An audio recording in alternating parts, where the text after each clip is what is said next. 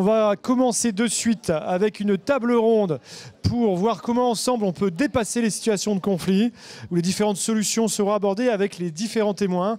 Et je vais laisser la parole à nos collègues qui vont animer. Merci à vous. Bonjour à tous.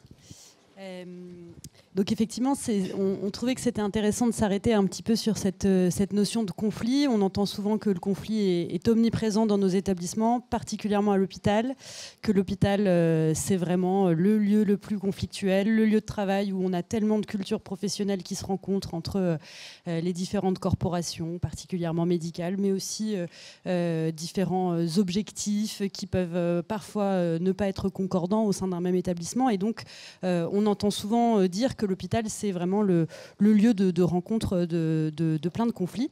Et donc, on se demandait voilà, comment on pouvait en tirer profit, en tirer parti, et puis éventuellement les dépasser. Et quel était le rôle donc, du manager. Est-ce qu'il est plutôt arbitre, comme on l'aura tout à l'heure, ou plutôt médiateur? Enfin, voilà, interroger un petit peu cette notion de conflit à l'hôpital. Donc, on a autour de la table plusieurs personnes qui vont participer à cette table ronde. On a... Alors, par contre, ça s'affiche pas. Je ne sais pas si le... Pardon, je ne voulais pas faire de... Alors, tiens, je te laisse gérer ça. Ouais. Madame... Donc, on a Madame... Donc, on a la chance d'avoir, pas tout à fait la bonne slide, mais d'avoir autour de la table Lucie Albagnac, donc avec qui j'ai le plaisir de modérer cette table ronde, donc qui est adjointe aux affaires médicales au CH de Valenciennes. On a Madame Toupillet, qui est médiatrice nationale pour les personnels de la fonction publique hospitalière. Madame Boularouf, qui est, je crois, directrice au CNG de la catégorie directeur. Monsieur Spinirni, Frédéric Spinirni, qui est direct DAM 1 au CHU de Tours. On s'est mis d'accord sur la dénomination tout à l'heure. Et excusez-moi, c'est pas la bonne. Et Madame Girard, je vous prie de m'excuser platement, cadre supérieur de santé au CHU de Rouen. Et également représentante de l'ANSIM. Donc cette question, tu l'as dit, Lucie, on vous laisse la poser, puisqu'on a parlé des tensions ce matin, mais des fois, il arrive que ces tensions, elles éclatent en tant que conflit, qui est quelque chose de beaucoup plus ouvert, mais aussi des fois de violent. Ce conflit présente des risques, il présente des risques pour les établissements, le blocage de situations qu'on a tous pu connaître, le blocage de procédures, le blocage finalement de tout l'établissement. Il présente des risques aussi qui sont pour les individus, tout ce qui est risques psychosociaux. On entend souvent que l'hôpital est un milieu particulièrement difficile, et puis ce qui nous rassemble aussi, c'est que le manager, il a un rôle, on va y revenir très largement dans la résolution de ces conflits, mais ce qui nous rassemble, c'est aussi qu'il y a des risques, on l'a abordé pour les tensions, mais dans le conflit pour le manager lui-même. Après, ce qu'on veut descendre, moi je viens du sud-ouest et on a eu l'occasion de l'aborder durant les éléments préparatoires, c'est que le conflit peut être vertueux. Chez nous, on aime bien le conflit pour tout et n'importe quoi. À l'hôpital, on n'apprécie pas le conflit, on préfère parler de discussion, de débat, mais il y a un aspect vertueux de ce conflit qu'on aimerait aussi aborder aujourd'hui, puisqu'il faut bien débloquer certaines situations, et puis surtout, une fois que le conflit est là, il faut pouvoir le gérer. Face à ces constats, le rôle du manager, tu l'as dit Lucien, il est tout à fait primordial. Il peut répondre par ses compétences, mais aussi bien souvent par son expérience, et c'est de ça qu'on va parler lors de cette table ronde aussi. Et on aimerait l'ouvrir en disant que le conflit, il est inhérent à toutes les organisations humaines, surtout les plus complexes comme l'hôpital. Et est-ce que finalement, nos établissements de santé ne sont pas les plus vulnérables face à ces situations de conflit? Donc je passe la parole peut-être à Madame Toupillet pour commencer, vous qui êtes médiatrice nationale. Merci beaucoup pour votre invitation. Je suis très sensible de retrouver le SMPS dans le cadre de mes nouvelles fonctions de médiatrice nationale. Et j'en profite pour saluer, il y a quelques médiateurs, médiatrices qui sont dans notre réseau et qui sont dans la salle aujourd'hui, et notamment Olivia Ruffat, que j'ai eu le plaisir de voir tout à l'heure. Alors, finalement, la question que l'on peut se poser, c'est est-ce qu'il y a beaucoup plus de conflits dans le monde de la fonction publique hospitalière que dans le reste du monde? Je ne suis pas sûre qu'on puisse aborder cette question et se dire finalement, d'abord, est-ce qu'il y en a plus et est-ce qu'il y en a plus qu'avant? parce qu'il y a deux dimensions à ce sujet. La première, c'est que des études que nous avons pu observer de notre côté, finalement, et notamment la DARES qui en 2016 avait fait des études sur ces sujets, finalement, ce n'était pas le lieu où il y avait le plus de plaintes ou de complaintes de la part des professionnels. Et on était plus de l'ordre de 18%, alors que dans certains secteurs d'activité, on était près de 30%. À se dire que finalement, on vit à l'hôpital, on vit dans le médico-social et le social des difficultés particulières, des difficultés relationnelles, des difficultés interpersonnelles, des difficultés institutionnelles, j'y reviendrai, et des fois le mix du tout. Donc la question après, c'est y en a-t-il plus? Alors nous avons beaucoup travaillé dans notre réseau des 118 médiateurs qui participent au dispositif national de médiation, avec 10 médiations régionales qui sont à votre proximité et qui sont à votre service dans une prestation qui est totalement gratuite pour les demandeurs, que ce soit les établissements ou les professionnels. Ça, c'est important. Et je dois dire que cette démarche est assez originale, j'y reviendrai tout à l'heure, puisque finalement, nous avons pris le parti, nous qui sommes tous issus du milieu professionnel, nous avons pris le parti de demander que l'État soit dans une autre dimension. On parle de l'État régulateur, contrôleur, inspecteur, nous, auditeurs. Nous, on n'est pas dans ce monde-là. On est l'État partenaire des établissements. Ça, c'est un point extrêmement important pour vous. Et vous allez voir que nous sommes habités par 6 grands principes dans la médiation qui nous obligent et qui vont vous permettre d'être quand même très sécurisés. Alors, la réflexion que nous avons menée, finalement, y en a-t-il plus? Notre impression, c'est qu'en volume, il n'y en a pas nécessairement plus qu'avant. Par contre, il y a une réalité, la parole s'est libérée. La parole s'est libérée d'abord par les jeunes. Et je donnerai quelques exemples, si vous le souhaitez, tout à l'heure, notamment par les communautés des étudiants en santé, particulièrement les internes, et quelques jeunes praticiens, quelques jeunes professionnels en exercice, qui finalement considèrent que travailler dans un environnement exigeant, ce n'est pas pour autant qu'on doit être malmené, maltraités, humiliés. Et donc, ils se rebiffent davantage et ouvrent la bouche, y compris les directeurs, j'y reviendrai tout à l'heure, et les cadres. Nous avons un dispositif qui s'est mis en place en 2017, en préfiguration par Édouard Couty. Il a été officiellement consacré par un décret du 28 août 2019. Et ce décret, à l'usage que nous en avons fait, notamment à la demande de représentation institutionnelle, a évolué avec un décret modificatif du 28 avril 2023. Et vous allez voir que vous avez des espaces assez originaux, inédits, puisque c'est le seul modèle dans tous les services publics qui existe pour les professionnels et pour aider à la résolution de difficultés relationnelles ou de conflits. On est vraiment dans le champ du risque psychosocial. On s'appuie particulièrement sur les grandes familles qui ont été dégagées dans le rapport de Michel Golac en 2011. Je ne sais pas si certains d'entre vous ont pris connaissance de ce rapport, mais je crois qu'il est extrêmement intéressant puisque ça vous décline finalement les grandes familles de risques dans les risques psychosociaux, tels que les exigences émotionnelles dans ce milieu où on affronte la maladie et la mort.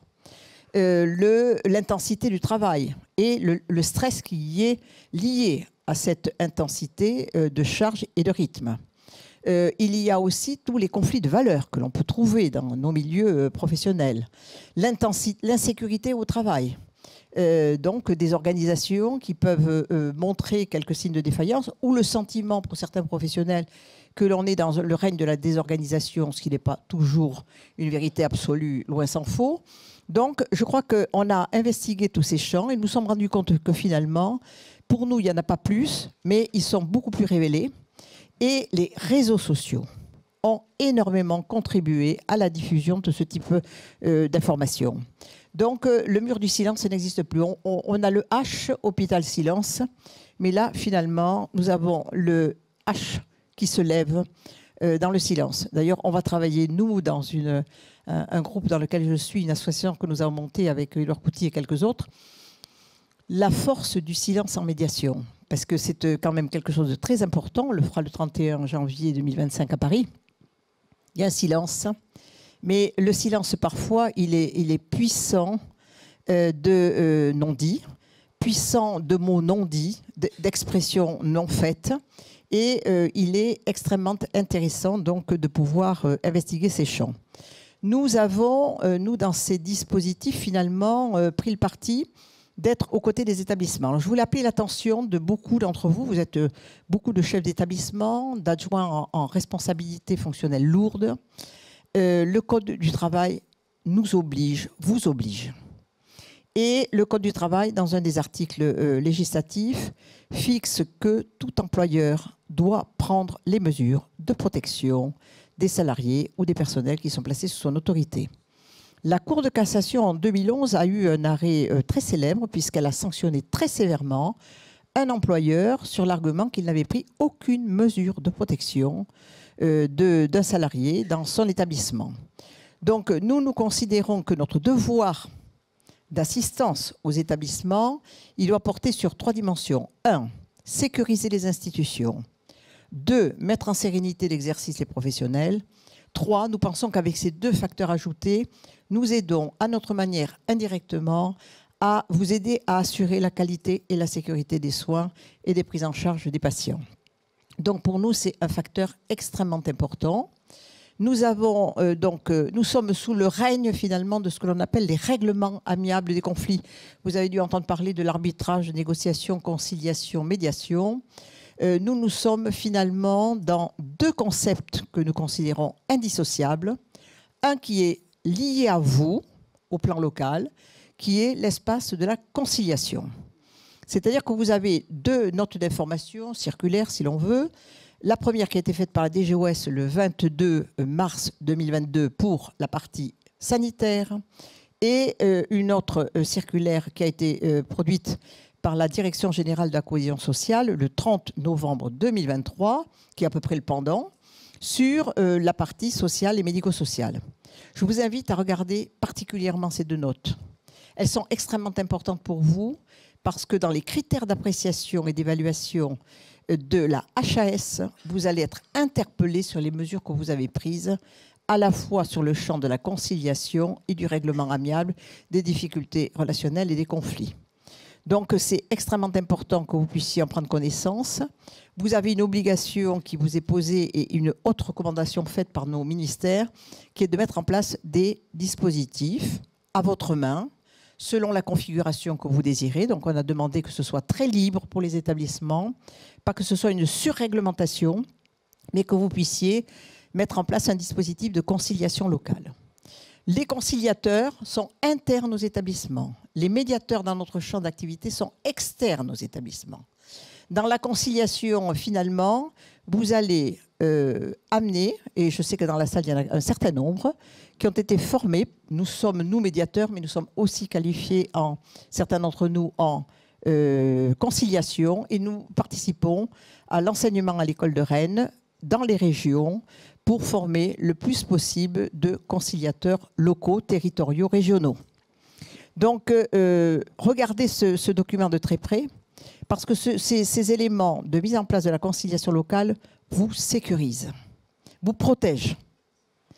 Et devant un juge, vous aurez, non pas une obligation, évidemment, tous les risques sont encourus dans nos institutions tous les jours, toutes les heures, toutes les secondes. Sauf que si vous avez mis en place des dispositifs, c'est extrêmement regardé par les juges aujourd'hui, y compris sur le champ pénal. Donc c'est extrêmement important. Et quand vous ne pouvez pas régler un conflit localement, nous considérons avec Édouard Coutier et tout notre groupe, les 118 médiateurs, que 95% des conflits peuvent être réglés localement. Donc nous, on ne roule pas pour notre affaire. On n'a pas besoin de chiffre d'affaires. Nous avons besoin d'être présents à vos côtés quand vous ne pouvez plus régler le conflit localement. Nous vous invitons d'ailleurs à passer très vite la main. Parce que j'ai coutume de dire finalement, le fait de passer la main ou de dire qu'on a une difficulté parce qu'on n'a pas pu la résoudre, ce n'est pas un échec. Le fait de ne pas mettre la poussière sur le tapis est une réussite. Donc, nous encourageons les directeurs d'établissement, chefs d'établissement et leurs équipes et la gouvernance à travailler sur les dispositifs de conciliation locale, à faire former des conciliateurs qu'ils utilisent en tant que de besoin dans leur établissement. Et quand c'est impossible de le gérer localement, vous passez la main. Nous, on ne juge pas, on est meilleur que vous. Pas du tout. Parce qu'il nous arrive aussi à nous de ne pas réussir. Et parfois, on ne réussit ni vous ni nous, parce que nous avons affaire à des personnalités particulièrement complexes. Et donc, je dirais que c'est un peu la faute à personne, mais nous aurons fait tout ce qu'il était possible pour ramener les choses à leur bonne manière, dans une qualité relationnelle retrouvée. Nous avons 2 vecteurs dans notre dispositif depuis le décret du 28 avril 2023. Premièrement, nous avons ce que l'on appelle la médiation conventionnelle, réglementaire. Finalement, c'est un face-à-face. Vous avez 2 professionnels de votre établissement qui sont en conflit. Et vous n'en pouvez plus. Le quotidien devient assourdissant de difficultés. Les équipes commencent à se mettre en maladie. Vous avez un enchaînement de difficultés qui s'accumulent au fil des jours. Et finalement, vous allez procéder à un dispositif de conciliation. Donc là, c'est extrêmement important que vous puissiez, vous, nous passer la main. Donc cette médiation va faire en sorte que nous voyions individuellement les protagonistes en question. Quand je dis les protagonistes et que je vous en cite 2, je suis actuellement sur une très lourde mission en CHU avec un PUPH commandité par le ministre. Nous avons vu 76 personnes, 69 auditions, y compris pendant toute notre période d'été. Donc, c'est dire qu'on va jusqu'au bout du champ du possible, y compris tous les services annexes, associés, qui peuvent être impliqués et qui peuvent éventuellement avoir... voilà. On constate également dans la plupart de nos missions la rumeur à l'hôpital, la rumeur dans le médico-social et le social. C'est un monde habité de rumeurs plus que dans d'autres organisations. Pourquoi? Parce que le temps joue contre nous. 24 heures sur 24, 365 jours par an. C'est une réalité. Et donc, c'est quand même un monde de beaucoup de rumeurs. Et parfois, on se laisse prendre à « on m'a rapporté que »,« j'ai entendu dire que ». Et parfois, on monte des scénarios un peu catastrophes, alors qu'on aurait pu endiguer les flots avant, on aurait pu restaurer une relation et la mettre en sérénité plus vite. Mais on s'est laissé embarquer avec des témoignages, des signalements, etc. Et après, on se retourne contre les institutionnels, les gouvernances, les directeurs, au motif que ce sont des harceleurs moraux. Nous avons plusieurs situations qui nous ont obligés sur ce sujet. Merci pour cette contextualisation, y compris de tous les outils qui sont à la disposition des établissements lorsque le conflit s'enlise. Malheureusement, ça arrive et ça arrive dans tous les établissements. Cependant, le conflit, finalement, il fait partie aussi de notre quotidien. Il est pas forcément chose honteuse. Il est parfois le fruit d'intérêts divergents, de personnalités peut-être aussi divergentes. Frédéric, toi, tu as travaillé sur cette thématique-là et sur le management, notamment des caractères. Comment ça peut être ça peut devenir un outil pour le manager au quotidien, justement pour éviter d'en arriver à de tels extrêmes et à des situations qui sont complètement enlisées où le dialogue est devenu complètement impossible. Et c'est vrai que pour revenir à votre première question, je pense que l'hôpital, ça reste quand même une organisation assez complexe. Et je pense que dans toutes les grosses organisations, il y a toujours la loi d'airain de l'oligarchie qui fait que rapidement va se créer une forme de hiérarchie entre les différents corps de métier, que ce soit dans le corps médical qu'on connaît bien ou même dans les corps administratifs. Et c'est vrai que l'hôpital de toute manière va créer ce modèle-là. Et malgré, je pense, une certaine mode du management participatif, on a de toute manière dans nos structures quelque chose qui va se constituer avec de la hiérarchie. Qui dit hiérarchie dit des relations de pouvoir, des relations d'obéissance, des relations d'intimidation, de représailles en cas de conflit. Ça, c'est une première chose. Et il y a une diversité de métiers qui fait qu'en plus, on doit avoir des instances de dialogue pour se comprendre, pour essayer de partager les points de vue. Parce que quand ça ne se partage pas, du coup, ça peut dériver en conflit. Et puis, il y a ce que tu évoquais, c'est-à-dire la question que finalement, on ne maîtrise jamais dans nos établissements, c'est-à-dire le caractère des individus. Ils viennent à l'hôpital. Déjà, quand on arrive dans un établissement, en fait, on part jamais d'une page blanche. On en recrute quasiment personne. Et du coup, on fait avec ce qu'on a devant nous. Et ce qu'on a, c'est quand même des gens avec leurs histoires, leur personnalité. Et c'est vrai que pour moi, le champ du conflit, il est aussi sur le terrain, finalement, de la psychologie des individus. Parce que ce qui se passe souvent, ce sont des enjeux de reconnaissance. C'est ce que tu as dit aussi, c'est un milieu très exigeant. Et l'exigence, parfois, passe par l'obéissance, la hiérarchie, encore une fois, comme je l'ai dit. Et puis, des enjeux de reconnaissance entre individus, qui sont d'ailleurs pas forcément hiérarchiques, mais qui font que, je sais pas, tel service est en concurrence avec tel autre, tel chef de service a pris la place de quelqu'un qui aurait dû l'avoir parce qu'il se sentait plus légitime, etc. etc. Et c'est vrai que je pense qu'il faut aussi étudier au-delà des outils, il faut étudier ce champ-là qui est assez immatériel, mais dont on discute tout le temps, qui relève finalement un peu de la complexité des individus et qui finalement dans les conflits va rapidement ressortir « oui mais moi toute ma vie, oui mais moi à la maison, oui mais moi », etc. etc. Et je pense qu'il y a un souci de la prévention sur ce que sont finalement les individus, alors qu'on a souvent considéré que c'était un sujet trop personnel et qu'il n'y avait que les compétences qui comptaient. Dans la plupart des conflits, a priori, ce ne sont pas les compétences qui comptent. Ouais, je suis tout à fait d'accord avec toi, Frédéric.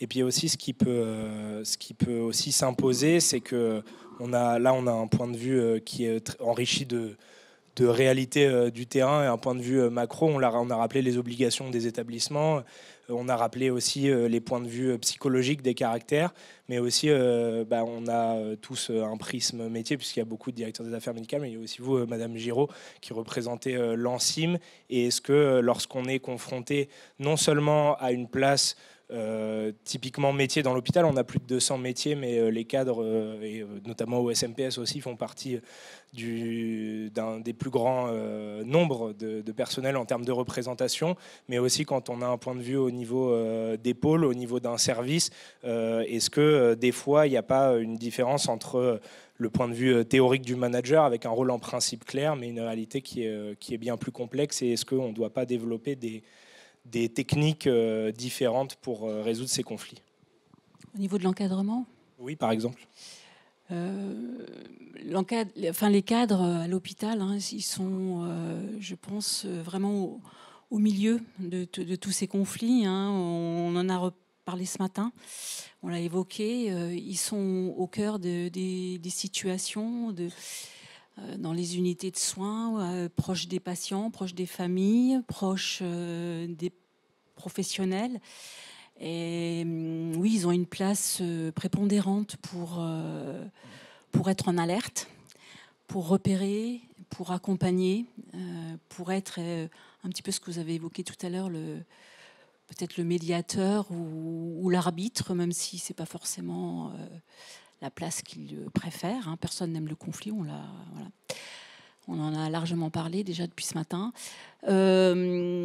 L'encadrement, oui, il doit être très présent et puis être à l'écoute, quelle que soit la strate, finalement. Il doit repérer. Il doit être celui qui sait écouter. Et puis au niveau de l'encadrement supérieur, être aussi dans l'accompagnement de son équipe. Donc on est, oui, sur la prévention, idéalement, comme dans les RPS, parce qu'on y arrive très vite après. Nous, on le voit bien avec Lucie, on est aussi ici pour représenter le collectif des jeunes managers de santé. On est sorti de l'école il n'y a pas longtemps. Il y a des écoles des cadres, il y a des écoles de directeurs. Mais, et je regarde particulièrement aussi Madame Boularouf, il y a de la théorie. Mais comment en pratique on peut accompagner les managers pour les confronter à cette réalité de terrain qui des fois est bien loin de ces aspects théoriques et qui nécessite une adaptation de tout instant? Alors, c'est vrai que le CNG connaît cette problématique évidemment depuis longtemps, mais souhaite se structurer en fait pour y répondre, parce que même si ça a toujours existé, comme on l'a dit, nous-mêmes au niveau du CNG, donc je rappelle, moi je suis, pour être précise, la chef du département de gestion des directeurs, donc je vais m'exprimer vraiment sur le champ des directeurs et pas au nom de ma ma collègue qui, elle, gère le département des praticiens hospitaliers. On n'est pas, voilà, c'était pour repréciser les choses, parce qu'effectivement, dans le conflit, ça concerne aussi beaucoup les relations avec les médecins. Moi, c'est pas sur ce champ-là que je m'exprimerai, mais on y reviendra peut-être tout à l'heure. C'est que il faut qu'on lève aussi le tabou de la difficulté au sein des équipes de direction. Peut-être qu'on y reviendra un petit peu plus tard. Mais nous, notre sujet, il est celui-là. Hein. C'est ne pas mettre la poussière sous le tapis au sein des équipes. Et évidemment, moi, je vais avoir un effet loupe parce qu'on voit beaucoup de choses et en tous les cas, la parole se libère aussi au sein des équipes. Mais juste avant peut-être d'être plus sur ce sujet-là, redire que le CNG se structure pour essayer d'accompagner ce mouvement-là. Et donc, la structuration, elle passe par des éléments que vous connaissez, mais qu'on a envie de promouvoir énormément, que sont les outils tels que le mentorat, par exemple, hein, à la prise de poste, parce que tout de suite, quand un élève un jeune directeur prend son poste, il est tout de suite confronté à ça. Et donc, le dispositif du mentorat peut être un bon dispositif pour accompagner ça. Vous le savez aussi, au sein du CNG, il y a une équipe de coach. Là aussi, le coaching, c'est un bon outil pour appréhender ce type de situation qu'on est forcément amené à rencontrer à l'hôpital. On l'a dit, on va forcément rencontrer ces difficultés-là. Et donc, nous, et puis, un nouveau dispositif un peu plus large, qui est mis en place, qui sont les rendez-vous du management. Régulièrement, le CNG fait des webinaires sur tout un tas de thématiques, alors assez larges, mais où on a envie d'aborder ces sujets aussi pour, en plus du quotidien, outiller les jeunes et les moins jeunes aussi dans l'approche managériale. Par exemple, il y a eu une conférence sur le management intergénérationnel qui, on l'a évoqué, la parole se libère, les jeunes générations ne voient plus les choses de la même façon, mais il faut aussi qu'on prenne ça en compte tous dans notre management. Donc voilà, l'intervention du CND dans un premier temps, c'est ça, c'est d'essayer de se structurer pour essayer aussi de vous accompagner en matière managériale. C'est vrai, vous avez raison de le souligner. Je pense que tout jeune cadre, ou moins jeune d'ailleurs, mais qui prend des nouvelles fonctions, se rend compte vite de ça. On est tout de suite à l'intersection des intérêts divergents des uns et des autres, et on nous demande de nous positionner et d'aller poser un arbitrage, et c'est pas forcément très évident. Il y a beaucoup de choses qui relèvent finalement du savoir-être et de choses qu'on apprend par compagnonnage et puis au fil de l'eau. Mais le CNG tente aussi de formaliser ces éléments-là, et puis de transmettre ce savoir-être aussi au directeur. Est-ce que ça, vous pouvez nous en parler un petit peu plus ? Ce dispositif, c'est véritablement, alors il a été expérimental, ça passe vraiment par le mentorat, hein. Il a été expérimental, il y a eu une trentaine, donc ça a d'abord été expérimenté en Nouvelle-Aquitaine, puis ensuite cette année on a fait un appariement d'une trentaine de mentors et de mentorés par appel à candidature, et il va y en avoir un nouveau. Voilà. Et puis l'autre élément, c'est que donc on vous invite tous à candidater parce que ça nous semble quelque chose, merci, de fondamental. Et puis l'autre élément, c'est que on propose systématiquement au moment de la prise de poste un coaching. Voilà, ça c'est devenu une offre systématique qui n'était pas du tout le cas, en tout cas dans ma génération. On y est arrivé avec comme vous dites, nos propres outils, notre savoir-être et puis notre façon de faire, un peu empirique. Et puis on était soumis, on était tutoré par son chef d'établissement, avec lequel on avait plus ou moins finalement d'admiration, d'affinité. Voilà. Mais aujourd'hui, donc on propose un coaching. Marie-Noëlle Gérin-Brezard a l'habitude de dire que le coaching, c'est de l'hygiène professionnelle et que de toute façon, il peut intervenir à différents moments de la carrière. Donc la prise de poste, ça sera une modalité de coaching à ce moment-là. Ça peut intervenir en milieu de carrière parce qu'on se pose des questions et qu'on a des doutes et qu'on est face à des difficultés, mais pas seulement, c'est juste pour aider. Et puis, il peut intervenir quand on est face à des difficultés. Donc, voilà en fait les différents temps qui aujourd'hui sont mis en place pour essayer de permettre, en tous les cas, d'accompagner tout au long de la carrière la gestion de ces difficultés. Merci beaucoup. En effet, ça fait partie des solutions, je pense, qui sont fondamentales pour accompagner en lien avec les problématiques qu'il peut y avoir, mais aussi cette levée de tabou qui est bénéfique in fine. Et la question que j'aimerais vous poser de manière peut-être un peu ouverte, mais c'est comment dans les établissements, on peut aussi canaliser les conflits vers, outre les solutions de médiation, les solutions de coaching qu'on a, comment dans le fonctionnement de nos établissements, par nos fonctionnements d'instances, par nos fonctionnements des valeurs qu'on transmet dans l'établissement, outre aussi le syndicat qui joue un rôle aussi important dans ce compagnonnage, comment on peut canaliser ces conflits et amener les personnes vers un changement de leur vision du conflit, vers quelque chose de plus constructif.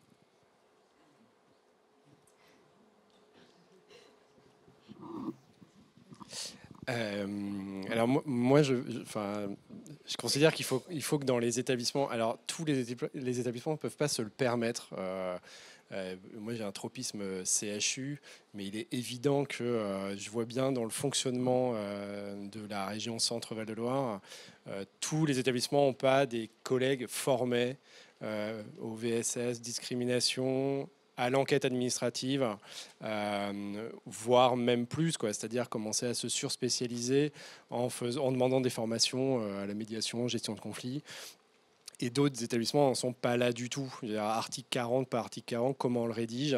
Je pense qu'il y a des compétences quand même qui doivent se dégager. Je pense que quand on travaille dans les ressources humaines, DRH, direction des affaires médicales ou à la direction des soins, on doit quand même devenir expert. À partir du moment où on s'engage dans les ressources humaines, il faut qu'on puisse devenir quand même, déjà il faut qu'on fasse un petit examen de conscience, parce que du coup on incarne certaines valeurs, on doit aussi être des conseillers pour les chefs d'établissement, et on doit être vigilant, on doit aussi, je pense, s'astreindre à une certaine éthique. Alors ça fait un peu austère, mais je pense qu'il faut qu'on devienne l'avocat du diable aussi, c'est-à-dire que on doit diffuser une certaine culture du contrôle de comportement. C'est pas la Startup Nation, c'est pas hyper libéral, mais en vérité, je pense qu'on a besoin dans des établissements aussi exigeants que les nôtres d'avoir des personnes qui sont capables de lever la main en disant attention. Entre nous, il y a des rapports informels qui peuvent être néfastes ou qui peuvent le devenir. Et je pense qu'on doit forcément incarner quelque chose pour diffuser une certaine culture. Petite parenthèse sur les affaires médicales, puisqu'on est un peu entre nous dans la table ronde, mais c'est vrai que les commissions de vie hospitalières servent aussi, je trouve, à positionner une CME vers des choses que les DRH savent bien et les organisations syndicales connaissent bien, c'est-à-dire les dispositifs de signalement, les formations pour les chefs de service, à tout ce qu'on vient de dire, discrimination, violence sexuelle et sexiste, et puis commencer à repérer des médecins qui peuvent accompagner la direction sur la résolution de conflits avant qu'on puisse effectivement lever la main pour une aide extérieure. Je pense qu'il y a quelque chose d'assez culturel en vérité à propager, et c'est pas si évident que ça. Je pense que ça prend du temps, mais une fois que c'est en place, au moins, je pense qu'un établissement peut se dire voilà la ligne rouge qu'on a décidé en fait de pas franchir, et on en fait une valeur collective. Ça peut être difficile parfois de régler à l'intérieur d'un établissement quand on a notamment des figures historiques d'un établissement qui se retrouvent à être peut-être mises en cause.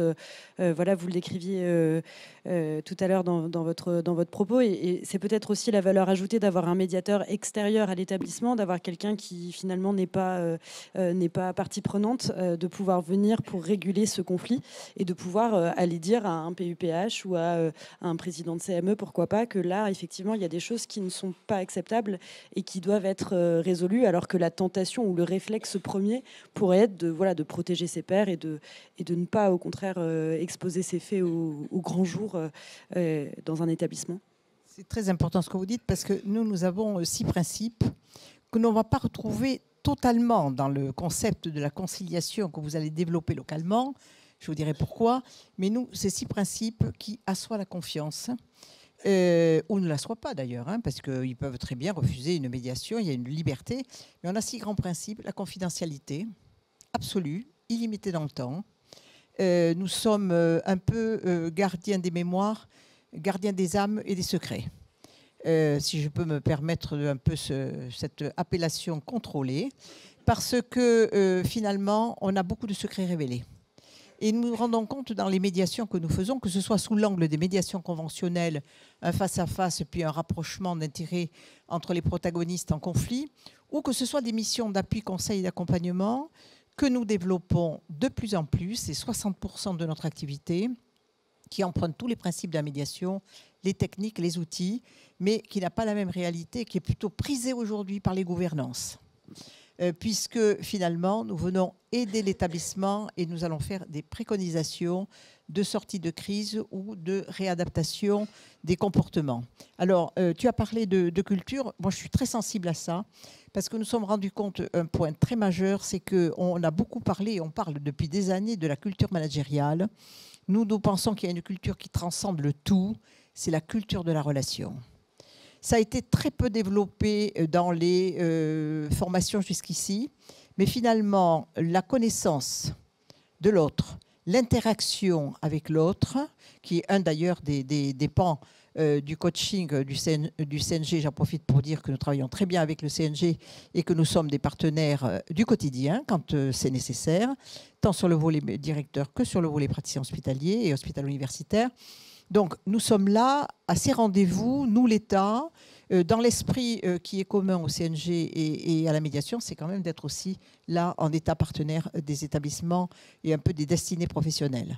Donc, la confidentialité, d'une part, la liberté. On peut venir en médiation, on peut refuser de venir en médiation, on peut aller en médiation, puis finalement, ne pas vouloir aboutir à signer le protocole d'accord, même si on l'a soi-même réalisé. À la fin, il y en a qui...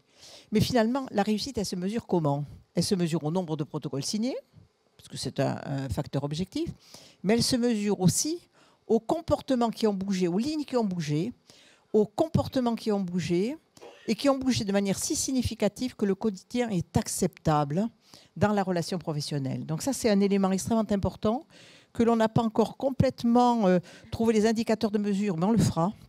Nous avons un troisième principe, c'est l'indépendance.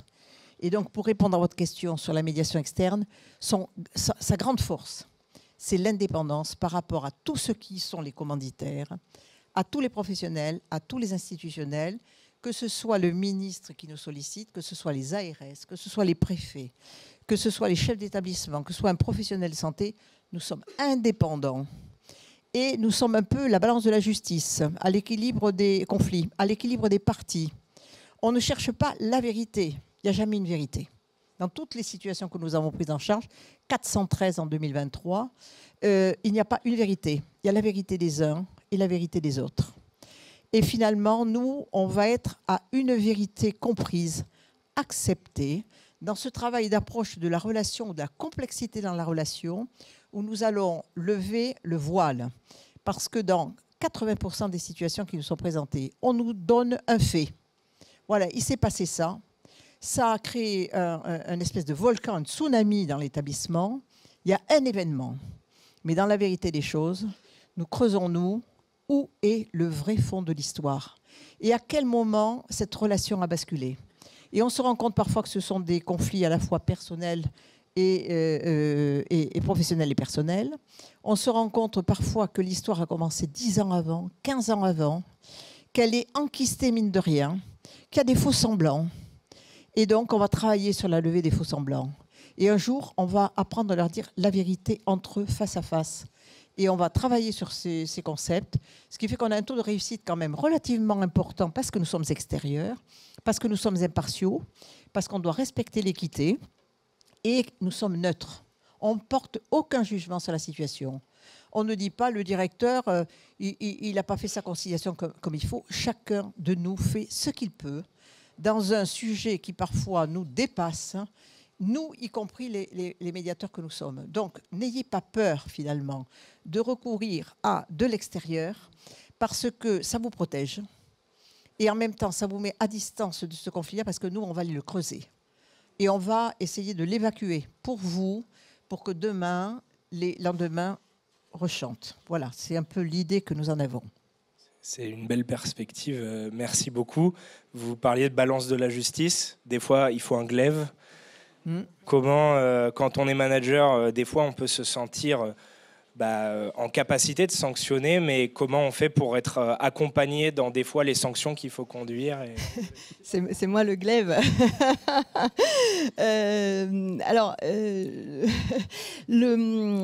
Quand même, je voudrais juste revenir sur un petit point avant d'en arriver là, parce que on parle à chaque fois de lever le voile, la poussière sous le tapis, etc. Donc je redis qu'effectivement, dans les équipes de direction, et c'est ce que je vis au quotidien, il faut ne pas mettre la poussière sous le tapis, même entre nous, collectivement. On est des managers, mais finalement, quand on est managé et entre nous, on se retrouve comme tout un chacun. Ça ne change pas. C'est exactement les mêmes ressorts qui sont mis en place. C'est les mêmes ressorts de chacun sa vérité. Voilà, il s'est passé ça, elle n'a pas fait ça, mais oui, mais lui, il m'a dit ça. Voilà, on en est quand même là.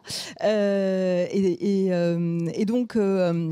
effectivement, ce sont les mêmes ressorts, et donc on n'est même pas entre nous capable de déceler très vite les signes, et je trouve que on met pas assez on devrait au sein des équipes de direction avoir plutôt très vite recours à ce type de médiation, ou au moins déjà dans un premier temps très vite se parler et s'entendre, voilà, et s'écouter, mais déjà se parler. Parce que le ressort, il est toujours le même, c'est-à-dire que, je vais être un peu direct, un peu cash, hein, c'est que nous, CNG, on arrive toujours en bout de chaîne quand même, encore aujourd'hui, et donc on arrive au stade de ça y est, c'est de l'insuffisance professionnelle, je veux plus de cette personne. D'accord, c'est de l'insuffisance professionnelle, mais à un moment donné, est-ce qu'on s'est parlé, est-ce qu'on s'est dit où était l'insuffisance professionnelle, est-ce qu'on a objectivé les faits? On se rend compte que ça, c'est encore un peu un tabou. On a tous collectivement du mal à se dire que ça ne va pas. Hein. Donc, ce conflit positif, il faudrait réussir à le transformer, là, parce qu'on sait que c'est comme ça. On sait que ça peut arriver. Pourquoi on n'ose pas se dire, à un moment donné, ça ne va pas? On ne se dit pas que ça ne va pas. Et en quoi, inévitablement, ça se transforme? On finit par cocher, sans le vouloir, les cases du harcèlement. Et très vite, nous, ce qui nous arrive, c'est « je suis harcelé ». Voilà. Et c'est peut-être un peu naïf de ma part, mais je trouve vraiment que comme on ne fait pas suffisamment de prévention, qu'on n'objective pas, qu'on ne se dit pas les choses au moment où on peut se les dire, hein, l'entretien d'évaluation, il est comme il est, mais c'est quand même un moment important pour pouvoir, de manière apaisée, se dire les choses. Ça éviterait cet enchaînement fatal, et on le voit partout, c'est toujours le même ressort. On ne se dit pas, et puis c'est les petits arrangements du quotidien qui ne sont pas compris. Et d'un côté, on a le signalement, puisque aujourd'hui, le CNG, j'en profite pour dire qu'il y a une plateforme qui a été mise en place depuis 2022 de signalement des conditions d'exercice difficiles, anonymes. Donc là, on va retrouver le directeur qui va aller sur cette plateforme, parce que le nombre de signalements augmente chaque année. Là, aujourd'hui, l'année dernière, il y en a eu 58, mais là, fin septembre, on est déjà à une 60aine. Donc, ce dispositif, il est connu. Les gens signalent sur la plateforme, et puis de l'autre côté, donc il signale à ma lettre, et de l'autre côté, on a le directeur qui saisit pour une sanction disciplinaire. Et bien là, pour de l'insuffisance professionnelle. Et bien là, c'est pas qu'on veut pas y aller, mais on est déjà trop loin, parce que nous, sincèrement, on n'a pas l'outil pour définir qui a la vérité. Donc, notre objectif, c'est aussi de donner ces outils, et tu évoquais l'enquête administrative. Il va y avoir prochainement un rendez-vous du management sur cette notion et l'élaboration d'un guide sur l'enquête administrative, l'enquête interne, puisqu'on en est au glaive, j'y arrive, pour déjà vous donner les outils pour faire une enquête à charge, à décharge, voilà, pour donner une vision claire de la situation. Et c'est sur cette base-là, après, qu'on peut avoir des éléments objectifs, des éléments tracés. Là aussi, vous le réclamez à vos cadres, hein, dans les services. Je me souviens, j'ai été DRH, je l'ai réclamé au cadre. Mais qu'est-ce que vous voulez que je fasse? Vous n'avez rien écrit, l'évaluation elle est bonne sur cette infirmière, et aujourd'hui vous me demandez de la changer de service. On fait la même chose entre nous, voilà, et on arrive et on dit on ne veut plus de cette personne. Donc un outil, l'enquête administrative, objectivée, à charge, à décharge, avec respect du contradictoire. Et ça, déjà, ça donne un élément supplémentaire. Et je dirais, pour terminer de tout ça, c'est que le conflit, il faut en sortir, mais pour en sortir, et je pense que Daniel l'évoquait, c'est quand même du temps long. Je sais bien que quand nous, on arrive, la situation semble enquistée, et puis on ne veut plus de la personne, hop. c'est plus possible. Sauf que ça se passe pas comme ça, vous le savez tous, on est tous soumis à des procédures, et tant mieux, des procédures de recrutement, quel que soit le niveau en équipe de direction. Mais sauf que voilà, sortir du conflit, c'est possible, mais c'est un temps long. Et c'est possible aussi, justement aujourd'hui, grâce, ce que disait Daniel, à l'appui de la médiation nationale, qui a développé un nouveau dispositif, un peu annexe, qui s'appelle l'accompagnement à la reprise. Et ça, c'est un outil qu'on est en train d'expérimenter et que je salue, parce qu'à un moment donné, il faut continuer à travailler ensemble après le conflit. Le conflit ne peut pas toujours se résoudre par une séparation nette. C'est pas que ça, c'est possible. Ça, c'est quand on a réussi à se parler et qu'on prend acte. On s'aime plus, on divorce, chacun s'en va. On est manager, on le fait et c'est très bien. Il y en a qui le font. Et puis il y a tout un tas de cas où on peut pas le faire. Et donc il faut apprendre à retravailler ensemble. Il faut se mettre ça dans la tête et je pense que ce dispositif d'accompagnement à la reprise est un outil qui peut aider à ça, parce qu'il faut qu'on en arrête avec on se sépare comme ça, c'est pas aussi simple que ça. C'est vrai que c'est très important, pardon, le temps est compté, donc peut-être pour conclure, effectivement c'est important d'arriver à désamorcer les conflits avant qu'ils prennent une ampleur dramatique et que les choses soient un petit peu enquistées et que donc l'intervention du CNG devient nécessaire. Peut-être, Madame Girard, vous en tant que cadre et cadre supérieur, vous êtes au quotidien à l'interaction avec des situations probablement conflictuelles. Si vous aviez quelques astuces à nous donner avant qu'on se sépare dans votre boîte à outils de cadre pour désenquister un conflit, comme ça on pourrait se quitter sur ces astuces. Dans ma boîte à outils, moi je prône assez l'écoute. Elle me paraît essentielle et fondamentale. On l'a évoqué. On parlait de tensions, de conflits, de dysfonctionnements, mais ils peuvent être aussi intentés. On est tous qu'humains, voilà, avec nos histoires de vie, nos histoires qui peuvent impacter la présence au travail. L'écoute, oui. Je pense qu'il faut faire parler. Voilà. Moi, j'ai eu la chance dans mon parcours de faire aussi pas mal de pédago. J'essaye d'utiliser beaucoup les techniques que j'ai appris en pédago. L'entretien d'explicitation, on fait parler, on essaye de vraiment désamorcer. Partir du principe aussi de la confiance. Et puis, savoir que ce soit les équipes de soignants ou l'équipe d'encadrement, être toujours là pour entendre, écouter, parler, essayer de mettre les deux parties, s'il y a des conflits entre deux personnes, essayer d'être plus ou moins impartial, écouter l'un, écouter l'autre, et effectivement, avant d'en arriver à la médiation au niveau d'un pôle ou d'une unité, essayer de voir s'il ne peut pas y avoir un accord entre personnes, et très souvent... c'est peu de choses. On en a parlé ce matin, tout à l'heure aussi, la vigilance de l'utilisation des réseaux sociaux qui peuvent avoir un plus, mais qui maintenant dans les vies vont très vite et peuvent aussi toucher, impacter. Parfois, les agents n'ont pas la mesure de l'ampleur que ça peut prendre. Donc, être toujours un peu vigilant par rapport à ça. Merci. Un dernier mot, Madame. Oui, je voulais juste rajouter 2 points. Je rebondis sur ce que vous avez dit qui est très important. Nous avons 2 techniques en médiation parmi d'autres, mais qui sont fondamentales pour vous. L'écoute active, parce que vous avez un rapport. On vous signale un incident, un événement, vous allez convoquer la personne. Et souvent, on lui dit, voilà, on a connaissance, on a un rapport, etc. De mon point de vue, aujourd'hui, avec le recul des différentes fonctions que j'ai exercées, je pense qu'il faut avoir l'écoute active et accepter le récit, d'abord. Et pas s'embarquer, j'ai le rapport, et vous êtes embarqué dans une discipline. Voilà, on va convoquer le conseil de discipline. C'est le récit des uns, le récit des autres, et vous allez voir que va émerger, finalement, une certaine vérité, Et vous allez retrouver des ingrédients d'un chemin de raison qui est possible dans cette relation. Le deuxième outil, c'est ce que l'on appelle libérer les émotions. Alors nous, ils pleurent beaucoup. Ils sont muets, parfois. Ils sont violents, parfois. Mais ce n'est pas grave.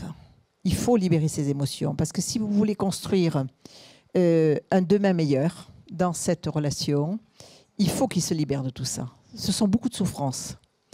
Et parce qu'on n'a pas un degré d'acceptabilité équivalent d'un individu à l'autre. On n'a pas les mêmes ressentis. À raison du même phénomène, nous n'avons jamais le même ressenti. Observez.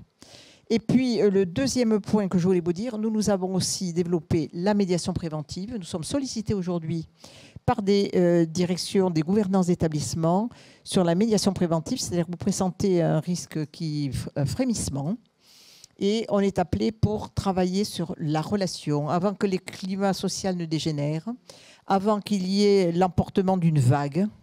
Nous agissons, on a agi plusieurs fois avec un succès, alors là, à 100%, dans les situations que nous avons prises en charge. Et on a un troisième dispositif qui est la médiation de projet. Par exemple, vous avez un projet de construction, de reconstruction, et on a eu le cas.